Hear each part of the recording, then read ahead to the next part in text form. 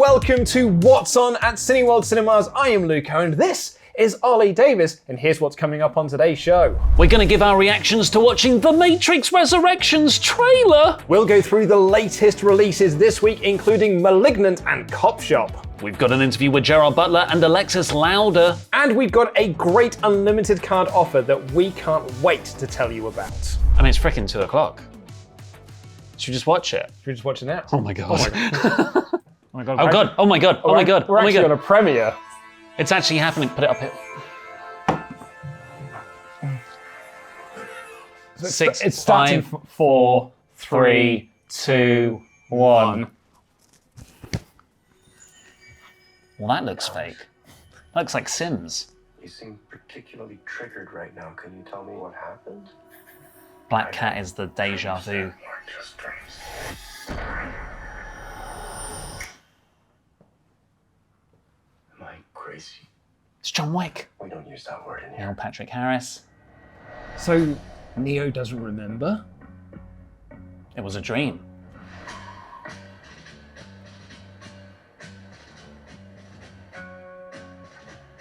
Right.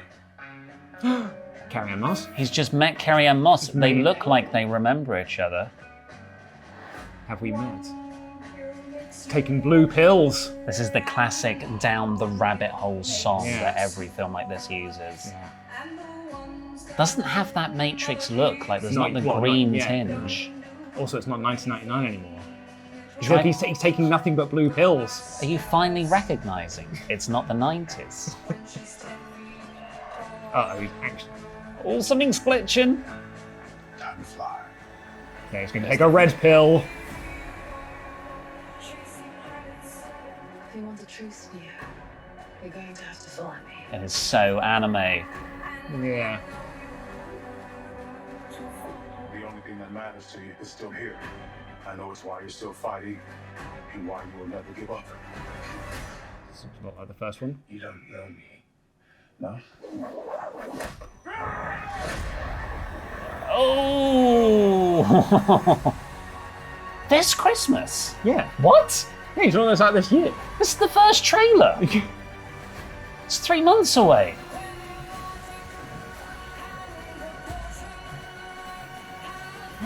Agents.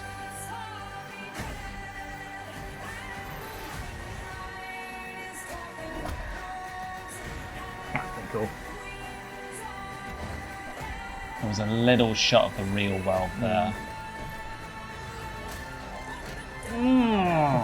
Oh, that's cool action. Here we go. Bullet time stuff.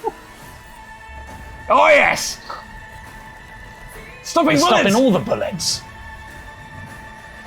Oh, snap. That was rad. After all these years, to be going back to where it all started. Back to the Matrix. It's Always Sunny in Philadelphia. It's the Always Sunny in Philadelphia guy. Oh, okay. All right. 22nd of December. Yeah. Usually I have to wait. Do you ever get that where it's like really cool trailer, you're really super excited, a year and a half away? Yeah. You get that a lot at Comic-Con trailers. I'm like, well great.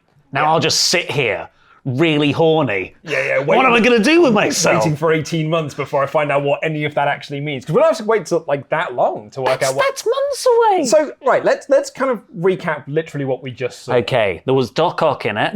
I'm getting confused again. You are, yeah. Hello, Neo, Peter. So, we've got Keanu Reeves. What I love about this is Keanu Reeves clearly has now got a clause in his contract that just says, yeah, if you get me in your movie, I'm not cutting my hair and I'm not shaving my beard because I never know when I'm going to need to be John Wick again. So I'm just going to look like John Wick. That's what you're getting with me now. They make a lot of John Wick movies, and long may they continue. It happened with Bill and Ted. Like, he showed up for the set of Bill and Ted and he's like, yeah, I know I'm Bill, but also I'm John Wick, so you're getting John Wick. But so he is back in the Matrix, taking blue pills so that he does not remember the real world or what's outside of the Matrix? Has he plugged himself back in? You'd assume so. I mean, at the end of Revolutions, which was the third one 100 years ago now, Neo sacrificed himself in the real world to kind of restart the Matrix, or not restart the Matrix, but make a good place for humans and machines to live alongside each other. Yeah, they peacefully. essentially just turned it off and turned it on again. Yeah, they pulled out the plug, put it yeah. back in, and Colonel Sanders was like, Cool. here is my new place. My new Matrix. And so you would think, but part of Matrix lore is that you've got these rogue programs. That's something they establish in Reloaded and Revolutions, which is one of the coolest parts about the Matrix. Unfortunately, they did it in the really, divisive second and third movies. And everyone always forgets about how cool that is. Yeah. It's a good movie. There's one good movie in those two films. Oh, yeah. And it's not in Zion. So maybe Neo is just like an echo of himself in the programming of the new Matrix. Because, so he's taking these blue pills. He then takes the red pill and goes through the door, so to speak, and goes out into the real world. And then when he's got that showdown with new Morpheus, I guess, and he literally says, you don't know who I am. I know Kung Fu. I'm really good at it, actually. And so he does clearly, I think you're right on the echo thing, that he is the Neo that we knew, but it's like new Neo. Neo. No, yeah, the two? Two Neo. Out. Do a really cool anagram of that. Or he also meets Trinity, played by Carrie-Anne Fisher still. Carrie-Anne Moss. Always do that. There's your mistake for the episode. He shakes hands with her. One too. He shakes hands with her and he's like, she says, have we met before? Yeah. Which is very cool. Because I remember when they announced Carrie-Anne Moss was in the movie, a lot of people were just like, so you actually threw me off a loop then. They did, there was a lot of people online that were like, how? Because she quite famously died in one of the best scenes in Matrix Revolution. Producer Rich. Great acting. Absolutely loves that scene. So this is quite a cool way to bring her back into it. So she can almost be, it's like a reverse situation what we had with the first Matrix, where she was his guide, and now he can be her guide through the Matrix. Or you don't think it's because usually the Matrix is people IRL plugged in to the simulation. Like this isn't also that. Am I right, guys? Simulation theory? Who cares? But there's a scene where in the trailer where she was plugged in a plug. Yeah. So that is really her. She's not like an NPC. No. This isn't a Free Guy sequel. No. Have they taken her body, plugged her back in, and sort of added her back into the Matrix, and almost again giving her a little bit of a reboot? Yeah, she's comatose or something, but she can exist in the real in the Matrix world. Well, I mean, we'll have to wait until the film comes out, but to work all of this out. So I guess your instant thoughts on that trailer. 2.5 minutes or whatever it was. Very cool Jefferson Airplane soundtrack for the film. There's a lot of questions around it, which I like. But what did you think of it? By the end, when they started doing all of the Matrix stuff, where Neo is like, I'm gonna kung fu you in the chest. Yeah. Bullets are coming at me. No, they're not. Yeah, it was like stopping loads of bullets. Yeah. Or when he deflecting that missile into the helicopter. That was so amazing. Cool. Yeah, because that's pretty powerful, right? Oh yeah. I mean, he is God. The bit that got me was the agent. Ow. The agent when he pops up. Because that was of all the things, bullet time, we didn't get a full bullet time shot, we just got stopping bullets. But I don't know why, the agent face change was the biggest callback to the original trilogy. Looking at that trailer, apart from the characters, the actors, and spots, as we call them in the wrestling biz, aesthetically, it didn't scream out to me early noughties, late 90s Matrix. I didn't see one leather trench coat in that movie. Where's the flip phones?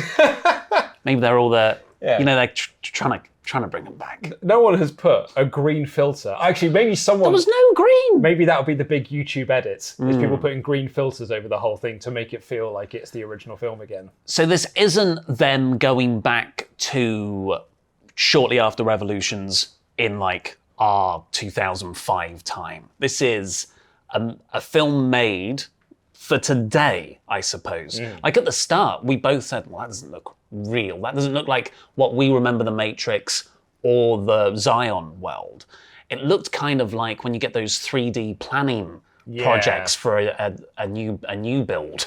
Showing our age. The amount we look at new build houses. And anyone else... Is that a gated development? Anyone 15 years younger than us would have said, yeah, it looks like this shot from whatever brand new game's out. Sims. Sonic. Yeah. But yeah, so it's definitely playing into what today's world would be capable of a simulation. Whereas back in the original Matrix, it was very much, you know, computers typing in grid. It was an imagined version of the future. Whereas that future, arguably, we are now living in. In terms of excitement, I hope they get Neo to superpowered version, like within half an hour. Oh yeah, 40 minutes. Yeah. 40 minutes max is what you want. It seemed like a first act thing. We don't need an hour of Keanu Reeves being the Mr. Anderson from the original. It was like, what is going on, dude? Like, we don't really need a lot of that, particularly because he's got that such gruff voice now. It's like, I don't know what the Matrix is, man. Yeah, so he will. Yeah, because you don't want a New Hope. You don't want to Force Awakens it, where you just essentially retread the first film. Yeah. But you know, you get so much Super Neo in that. Maybe it will be more of a combination of what Reloaded and Revolutions would be with the first film. Yeah. What were your thoughts? There was a sequence on a train that looks like that's going to be like the big action sequence of the movie. You know, like each of the films had like, this is the scene that people are going to talk about. Like in the second one, it was that highway chase thing. Like I think that train sequence is going to be this film's version of that, and I think it looked really cool. I got the impression of Portal fun. Oh, because they were like opening doors, punch you through the portal, close the door. So maybe that train is just like a bit, like maybe it's a fight scene that takes place across several different areas, but they're all jumping between them. Yeah. I mean, they come up, they're so good with choreographing high concept action scenes. And the thing that popped you the most is that this film is out in December. Yes. So yeah, we don't have to wait very long to find out. Like, it's only in 3 months' time, basically. I wish there was some form of 3-month trial, Luke, for a Cineworld Unlimited card where I could take advantage of this near release date. Well, more on that later. But for right now, let's talk about the films we've got coming out this week. Kicking things off with, I cannot wait to watch this movie. I'm going to see it tonight. Malignant, the new movie from visionary director James Wan, his latest nightmare. I am, and I'm not joking here, dragging my wife. Kicking and screaming because she does not... I'm pretty sure it's going to send her into labour. Because she watched the trailer for this and she was like, I cannot watch that at the cinema. But I'm so excited to see it. I love James Wan's movies so much that I was like, no, this is day one release. We're going to go see this film. You look like you're slightly too terrified. Why are they all so scary at the moment? We were talking about Candyman last week and it's not even October yet. No, we're getting in early. Well, save it all for the scary season. I feel better around scary season. I feel braver. Have you not been to a shop? Like, all the Halloween decorations are out. Halloween starts in September. Is James Wan calling them his new nightmares now? They're not new productions. I thought that you said it. Oh, no. I just... We should tell him that's a good bit of marketing. I mean, maybe... The latest nightmare from James Wan. It's actually pretty good. It's not a James Wan film anymore. It's a James Wan nightmare. Well, anyway, it's pretty applicable for this movie because it's someone with sleep paralysis having all of the horrible nightmares around them. It's kind of like locked-in syndrome. It's up there with biggest fears ever. A whole movie like that.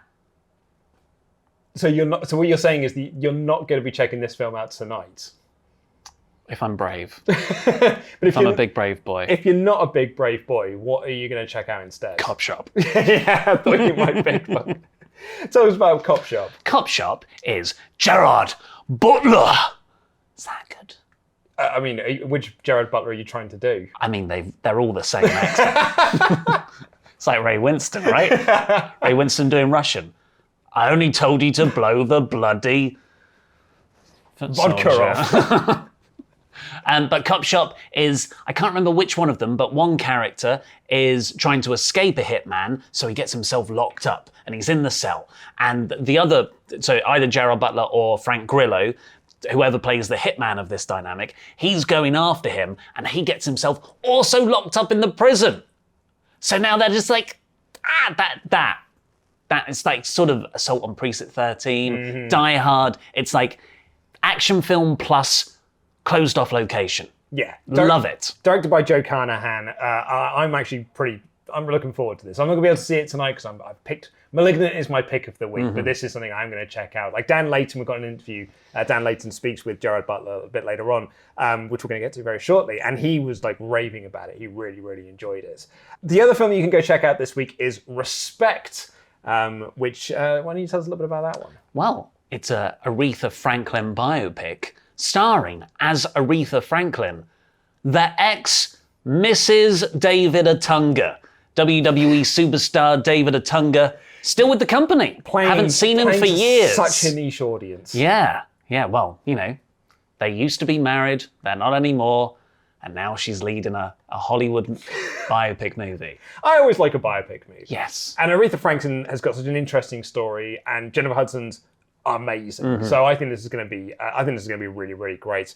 But let's just jump back to Cop Shop for just a quick minute. Just a minute for the Cop Shop, because Dan Layton, Cinemania loser Dan Layton, got to sit down with Gerard Butler and Alexis Louder. Sorry, did you want to add in? No, he came third. Oh yeah, but he didn't win, did he? So. Yeah, I guess so. He's a stupid loser, Cinemania. Here he is chatting with Gerard Butler and Alexis Louder. The first thing I wanted to talk to you about was how you became involved with the project to begin with. Gerard, I know the script has been on your radar for quite a while. This was a script that we kind of had in our back pocket for a few years. And then Joe Carnahan, we'd always said we were going to work together at some point. And he called me and he was like, yo, bro, yeah, I got this script, Police Station. It's called Police Station at the time. He goes, you doing it? I said, I'm thinking about it. You know, at some point he went, okay, let me rewrite it. And then we should get together. We work, me, you, and Frank. I went, you know what? Actually, this sounds like something that would be good. You know, it was right in the middle of the pandemic without anybody working at all. Would be lucky if we could pull that off. It also felt like just a really fun form of ludicrous escapism that we could all do with a taste of at this time. You know, we went from there and it actually all came together really quick. Alexis, I was going to ask you, because this character, Valerie, is a fantastic character, right up there with the sort of action Western heroes of yore in many ways. What was that like for you to pick up that role? Yeah, when I got the audition and I was like, Joe Carnahan, what? And then later I found out that Gerard Butler and Frank Grillo were attached. I'm like, I'm the luckiest girl in the world. But I really... Now she thinks differently.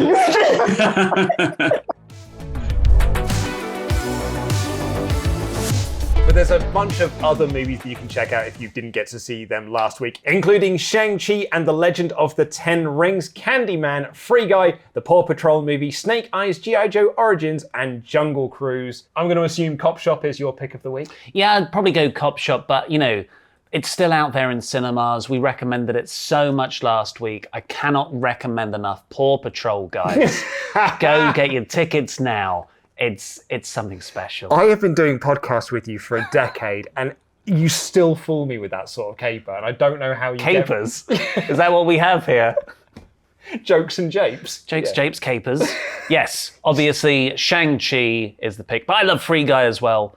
Yeah, there's a lot. It's after, you know, a lot of no releases for a while. I feel like we're really spoilt for choice at the moment. Hey, you know what? Get an unlimited card. Then you can just go for a triple decker in a day. Well, the thing is, Ollie, is that I'm a bit of a, despite the fact that I am married and about to have a kid, I'm a bit of a commitment phobe. Tell me about that. Yeah, Why? I mean, I really feel like I don't think I could realistically commit to something like an unlimited card for a whole year. A whole year. I mean, trust me, I've been doing it. God, when did I get my first unlimited card? Like 2013. Wow, I mean, that's a long time. That's a big commitment. Yeah. But it's only a year at a time, and then you reassess, and then you're like, of course it's a great deal. Yeah, I mean, I totally get that, but like, there's part of me that just thinks like, a year is a long time though. But what if I told you that you could just have it for 3 months to try it out? Is that exciting you? Does that get over your commitment phobiness? I think it does, actually. Jesus Christ. I think it does 3 months. So, Cineworld have got a great offer on at the moment with your unlimited card, where from £9.99 you can get your unlimited card, but you don't have to commit to the full year now. It's just 3 months, and you can cancel after that 3 months is over. Really, really awesome. There are some fantastic films coming out for the rest of this year as well. I'm really looking forward to, obviously, Ghostbusters Afterlife. Obviously, Halloween Kills. Come on, can't wait for that. But The Matrix is included in it. Like that 3 month period, you think, it's only 3 months. June's in that period. The Matrix is in that period. Spider-Man's in that period. Hello, Peter. Like, there's so many big releases. Like, what film are you most looking forward to before the end of the year? It's Dune. Yeah. Like, there's Hello, Peter, yes. The Matrix, yes. But it's Dune. Yeah. It looks so good. I love Villeneuve as director. I've been following him from the very start because I'm cooler and more academic than you. And no trailer has gotten me so excited than the Dune trailer. I cannot wait. It's the front cover of this month's Little White Lies as well. I get that small indie movie magazine too. It's beautiful, beautiful edition. Well, you can pick your favourite film by clicking the link in the video description down below to find out more about how you can get this awesome unlimited card offer. Quick reminder for everyone, this coming Monday, you can pre-book your tickets for No Time to Die. There's one. There's another one. Frickin' James Bond movie. Yeah, right? So yeah, honestly, I'm super duper excited for... Cause I feel like I've been waiting for this film for so long now. You know, you were mentioning earlier about trailers and like having to wait like that. But it's a whole film. Like I saw the trailer. I've seen so many trailers for it, in fact. It's so long ago. I just need the film now. I just want to see what else happens after he rides the motorbike down the stairs bit. So I love that shot. Yeah. However, I've been watching Married at First Sight UK. And one of the guys on there looks like Daniel Craig. Oh, really? And I'm worried he's going to ruin actual Daniel Craig for me. For a second, I thought you were going to say, I'm worried that he's going to be cast as the new James Bond. They might not notice. Maybe that's the new TV show format that we can pitch. So it's like Married at First Sight, but you just put regular people in film roles that they look a little bit like. So you're matching the director and a random person off the street for a massive blockbuster high budget movie. Yeah. Yeah, that seems safe and a wise investment. You can also pre-book your tickets for Harry Potter and the Philosopher's Stone, the 20th anniversary screening of the movie. What's your favourite scene from Harry Potter and the Philosopher's Stone? That one when he gets on the motorbike and he goes down the stairs. Have you seen it? Yeah, it's Hagrid.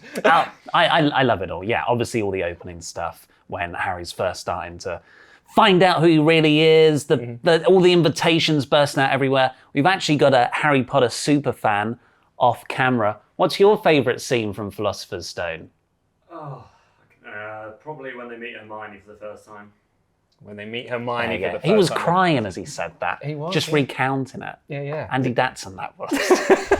But that's not the only things you can pre-book your tickets for, because Event Cinema is still coming up, including Oasis live at Nebworth on the 23rd of September. And Luke's told me he's already bought tickets. It's Cliff Richard the Great 80 Tour live on the 27th of October. But that, unfortunately, is all we have got time for on this edition of What's On at Cineworld Cinemas. Please do click the links in the video description down below to see any of the films that we have talked about today. We will see you next week. Oh, by the way, download the podcast version of this. There's exclusives like intros and outros, extra waffle content, where we answer your comments from this video in next week's episode. But we answer You get the deal. Yeah. Download it. It's available on Apple, it's available on Spotify, Amazon Music, the works. Just search What's On in your podcast app of choice and you'll be able to find it. We're really super duper proud of it. I've been Luke Cohen, this has been Ollie Davis, and that's been What's On.